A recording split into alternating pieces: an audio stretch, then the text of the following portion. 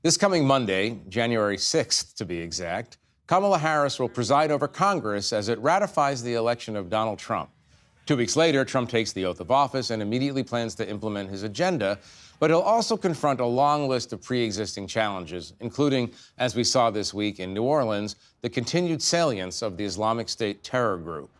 Joining me tonight to discuss these issues and more, Peter Baker, the chief White House correspondent for the New York Times.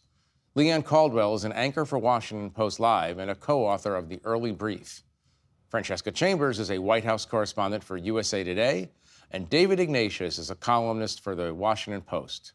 Thank you very much, all of you. Happy New Year to all of you. Thank you for being here. Very serious opening days of this year, I have to say. I want to turn, before we get to New Orleans and the attack, I want to talk about action on the Hill today. Leanne, why don't you give us a little understanding about how Mike Johnson managed to become Speaker again, despite a lot of tempestuous emotions in the Republican caucus? Yeah, so ultimately it was not necessarily a repeat of 2 years ago, the 4 days and 15 rounds of Kevin McCarthy trying to win the Speaker's gavel, but it was still dramatic. He did it on the first round, but ultimately it came down to Donald Trump. There were some holdouts, people who didn't want to vote for Mike Johnson, voted for someone else.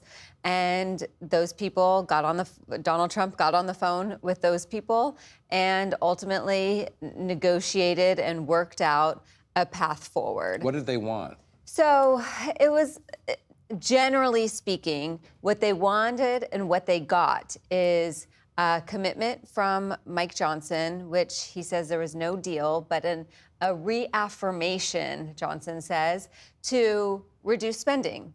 And also to give more power to committees and the rank and file members rather than leadership negotiating all sorts of big bills instead of spending bills. And even Mike Johnson says that a large factor had to do with Donald Trump.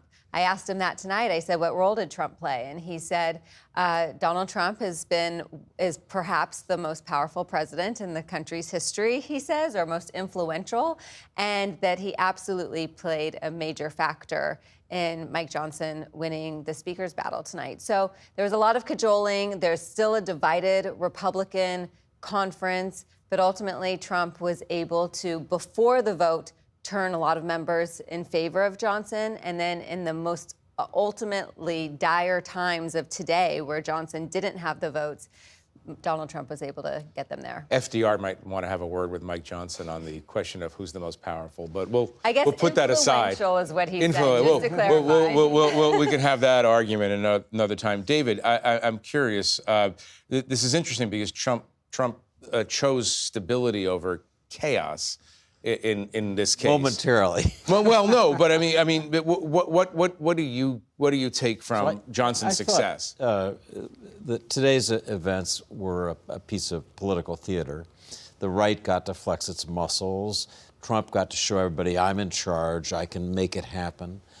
I think the interesting question, Jeff, is whether Trump really wants to set about being the leader of a governing party. He's shown ways that he's trying to be pragmatic, push the extreme right in his party down on the question of the H-1B visas, on questions of an abortion mandate, on some other cultural issues. He's been pushing the right away and saying, I'm going to govern myself, and I think he has the ambition to govern the whole country. He keeps saying that, this is a movement. There's never been a president who can solve problems the way I can. I keep coming back to the question with Trump, whether he is about trying to build the country or seek revenge for the things that he feels were done to him. You see both of them, saw both of them today, actually. In a strange tweet in the very early morning hours, as a kind of American carnage, and then this effort to rally the Congress around his chosen candidate as Speaker. Which Trump is going to prevail after Inauguration Day? I couldn't say. Peter, do you know which Trump is going to prevail after Inauguration Day? Let us know. Yeah, no, but if past is prologue, I think we should not expect the unifying leader that he sometimes pretends he wants to be. It's just not his métier, to use a word I heard recently around this table. That's not the way he rolls.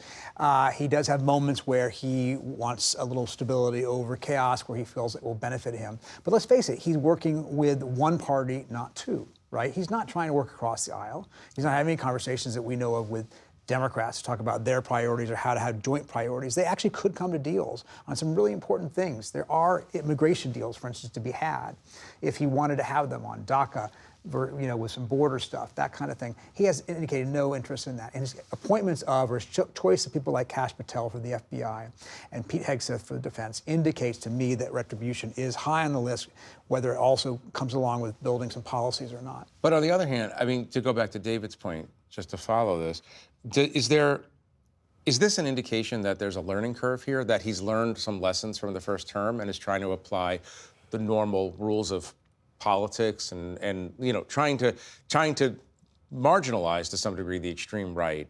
I mean, is there? Remember just a couple of weeks ago, and Leanne covered this, he tried to blow up a spending deal that had just been sealed off by Mike Johnson. And it was 40 Republicans who said, no, we're not going along with you on your decision to try to punt the debt ceiling off until later into your presidency. So they rebelled against him, and maybe he's learned from that a little bit, but I would be cautious about overstating how far he's changed. Right, Francesca, let's talk about this House Republicans. 218 to 215. It's about as close as you can get. And this is what Thomas Massie, who is I think Johnson's, at least at the moment, most ferocious opponent, had to say before the vote on the Matt Gaetz show on the One America Network. Yes, that Matt Gaetz now has a television show. Things move really quickly these days, don't they? Anyway, this is what Massie said. He said, you could pull all my fingernails out. You can shove bamboo up in them. You can start cutting off my fingers. I am not voting for Mike Johnson tomorrow. And you could take that to the bank. That's, if Mike Johnson had a comfortable buffer, that's one thing. But he has no buffer whatsoever. So how stable is this group of Republicans who are now, for the moment, backing Mike Johnson? Is he going to be Speaker, in other words, at the end of the year? Well, it partly comes down to what is the other option, and that's what they ran into this week.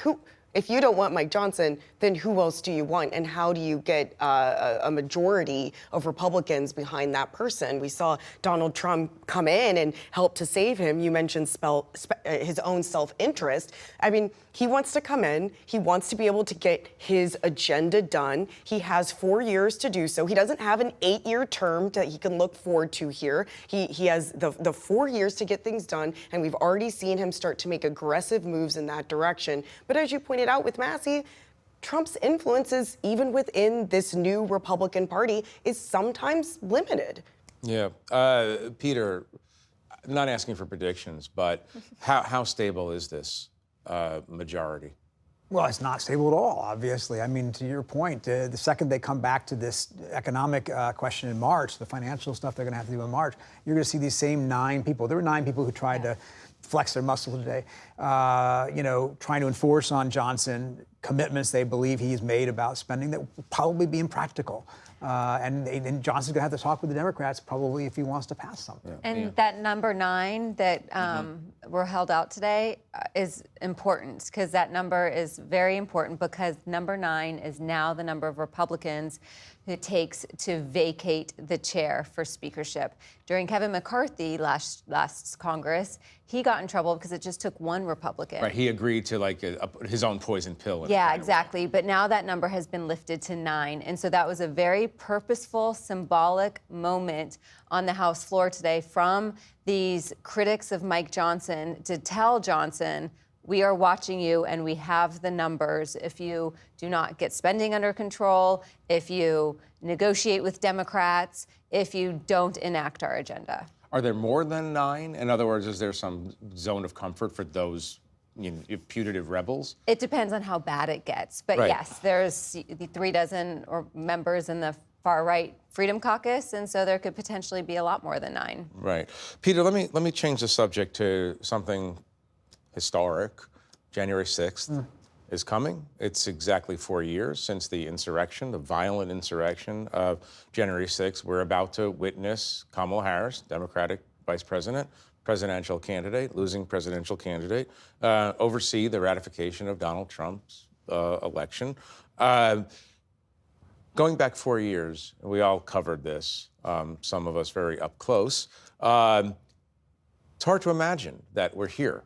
Given the way much of the country felt about Donald Trump in the immediate aftermath of the insurrection, the idea that Donald Trump is about to be peacefully ratified as the next president is striking. I'd just love to hear your analysis of how we got here. If you woke up on January 7th of 2021 with the glass still shattered on the floor of the Capitol and the smoke rising and the troops are surrounding the building, and you had said that Donald Trump will be president in 4 years, nobody would have believed that. Anybody who says that today is not telling you the truth. We weren't 100% sure he was going to make it out 2 more weeks.